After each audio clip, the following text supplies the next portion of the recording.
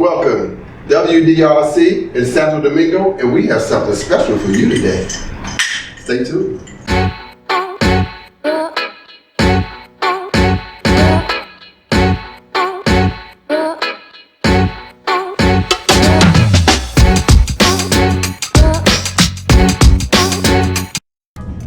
Janine, tell us what type of advice would you give to people looking to purchase properties, because you just went through that process?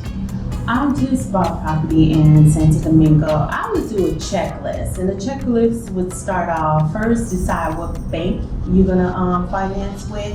Also, like you said, get a lawyer.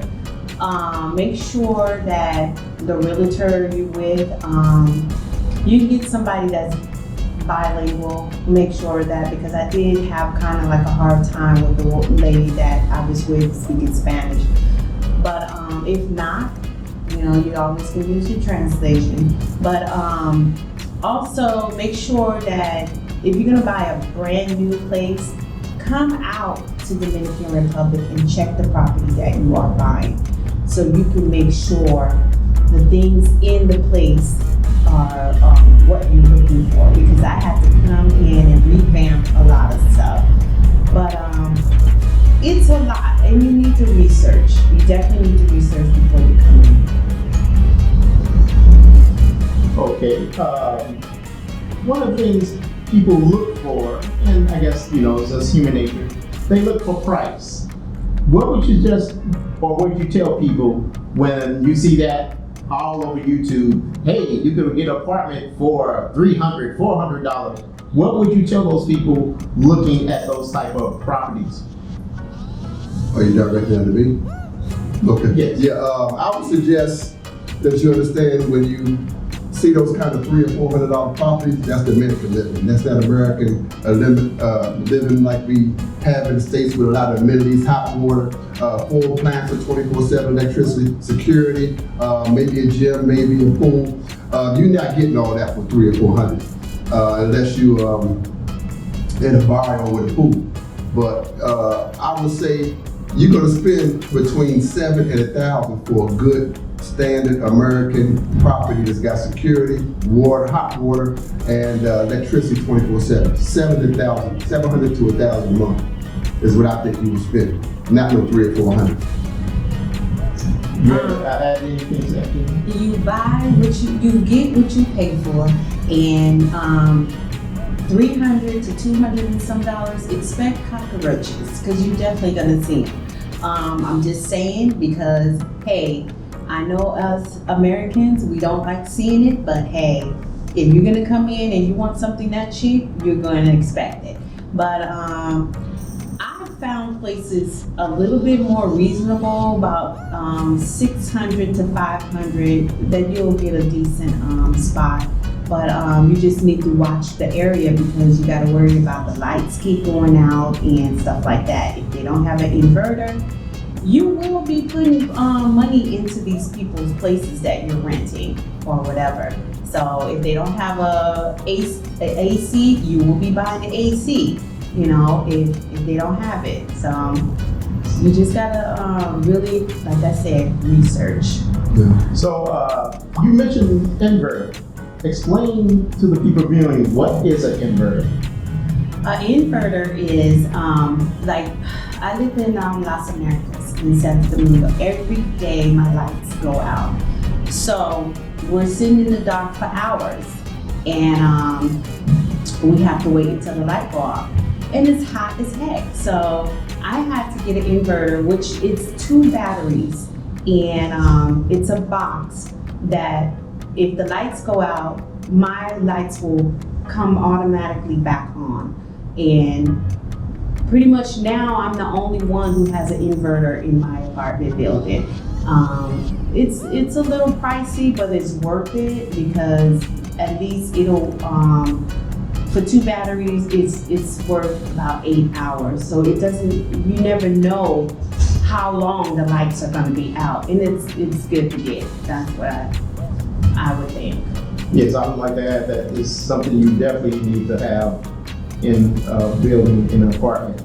if your building doesn't have a generator. The inverter, I want to add, the inverter will only run most things on 110. It will not run a 220 unless you had a ton of batteries, which is not going to happen. So remember, when you do have an inverter, you at least will have lights. You're able to run your television, computer, and fan, but you're not going to be able to run the AC or refrigerator on an inverter. Would you like to add anything, Skip, about an inverter? Well, I was going to add what you just added. Plus, I had one in Boca Chica. It was 2 batteries. I had it installed. It was like 500, 550. It gave me about 4 hours. Basic, like you said, no refrigerator, no stove, just basic lights, Wi-Fi, and TV, I think, too. The only thing I didn't like about it was I was living in the bar area. So I was one of the few that had an inverter. So now I got lights, and the thieves are probably saying, hey, they got lights, they got money. Exactly. You know, everybody else is dark with me. So, you know, you also have that to deal with. You know, are you making yourself a target by being the only one with lights in the neighborhood? Give us your opinion, or once again, advice on a neighborhood. So, you know, hey, the less you pay, you may not have that many amenities, meaning supermarkets, pharmacies, doctors, dentists close by. So, well, how would you suggest if someone does move farther out, you know, you get more for your money, but you're farther away. So how would you suggest people get around? For me, that's why I like Zona Colonial, because it's walkable. Everything I need is right there. My bars, my clubs, my friends, my girl, she lives by the airport, but she can hop on the bus and come down quick. My gym, everything I need is right there. The pharmacy, the water, the Malacona if I want to just chill, the hotel if I want to hear some live music, everything is a 10-minute walk. That's what makes Zona Colonial unique. I personally like Gasquet, which is right next to Zona Gasquet, because it's quieter than Zona and it's close by. Some people like Piantini, Naco, Bella Vista, but you will need a car because it's not very much walkable there. You know, it's a couple malls, but you can't really just walk around. You know, Zona Colonial is walkable. That's the attraction. Janine, now I know your property is farther out, and so how close are you to those things I just mentioned, pharmacies, supermarkets, and how do you get around? Well, everything is not close for me. It's not walking distance either. I have to use an Uber to walk, to get around. And Ubers that's another story. They're not, they're reasonable, but it really depends on where you're going. Talking about the place that I'm at in Las Americas, I'm 20 minutes away from the Colonial Zone, which is considered far for me. I like to come down here every week, but I'm paying at least about 400 pesos going and going back. So what I did, I decided to purchase a car. I bought a car in the United States and I shipped it here. How did you find your place, and how was the buying process? I found my place online.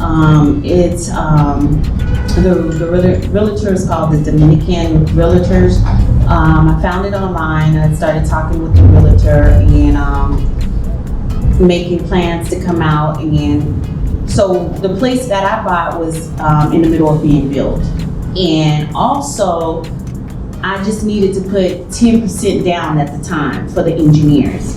So I put the 10% down. Then from there, Is that pre-construction? Pre-construction, Okay. yes. So and they started building. She introduced me to the bank, so I could start afterwards. Once they got the place almost close to being done, then I went to the bank and they did a little quick, like a somewhat credit check, but not really a credit check. And I got approved, so I had to just give them about $1,600 more down, and then that's when I needed to start my mortgage papers up. I'm only paying like what, $400 a month. So, And how many years? actually less than 5 years. Hey, I want to thank y'all for joining us for something special.